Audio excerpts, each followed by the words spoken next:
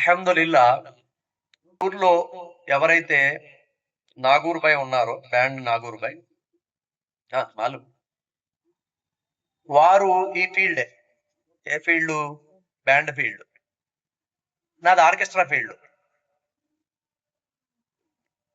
18 సంవత్సరాల వయసులో నేను వేణుమాధవ్ అనే సినిమా యాక్టర్, ఉదయభాను, ఆర్పి పట్నాయక్, విక్టరీ వెంకటేష్ వీళ్లతో అన్నపూర్ణ స్టూడియోలో.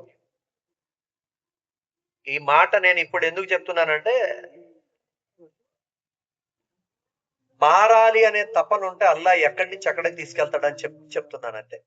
నేనేదో గొప్పలు చెప్పుకోవాలన్నది కాదు ఉద్దేశం. 18 సంవత్సరాల వయసు అంటే మీ అందరికీ తెలుసు, జవానీ ఎక్ దివానీ అంటారు.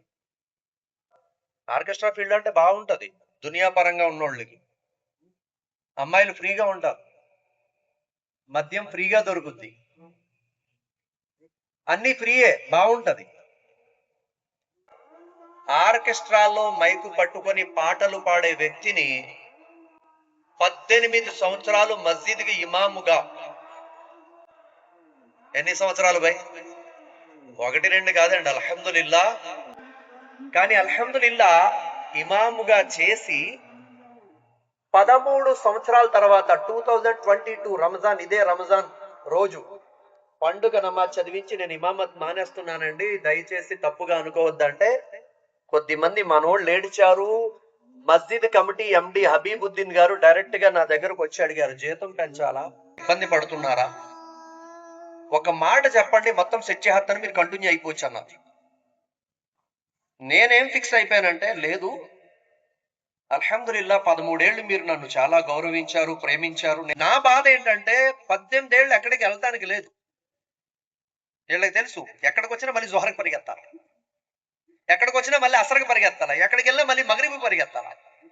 నా నా నా బాధలు అలా ఉండేవి. అయితే అల్హమ్దులిల్లా అల్లా దయా, నాతో తిరిగిన బాగా జిగ్రీ దోస్త్ ఈరోజు పెద్ద మస్జిద్ మౌజూన్ ముజాహిద్. అరే మీ ఇద్దరికి పెళ్ళయిందా? వాళ్ళు పెద్దోళ్ళు అడిగేవారు అల్లోళ్ళు.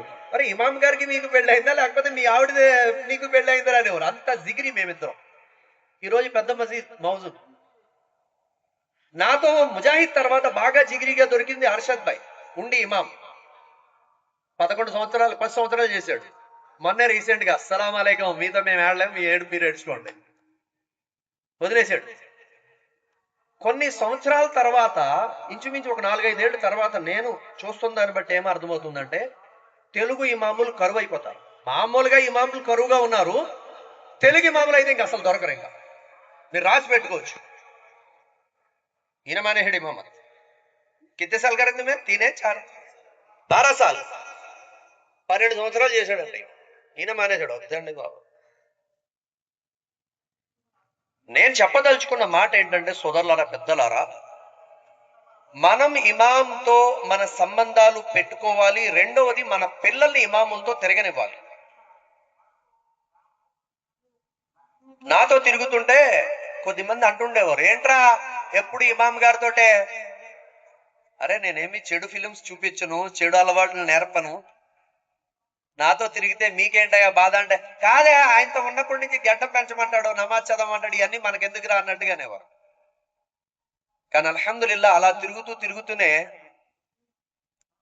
ముజాహిద్ భాయ్, అలా తిరుగుతూనే అర్షద్ భాయ్, అలా తిరుగుతూనే ఇప్పుడు నా అల్లుడు, ఎవరైతే నా కూతురు భర్త ఉన్నాడో మున్నాబాయ్, నేను లేని ప్లేసుల్లో నమాజ్ చదివించగలడు ఆ కుర్రోడు. నేనేం చెప్పదలుచుకున్నానంటే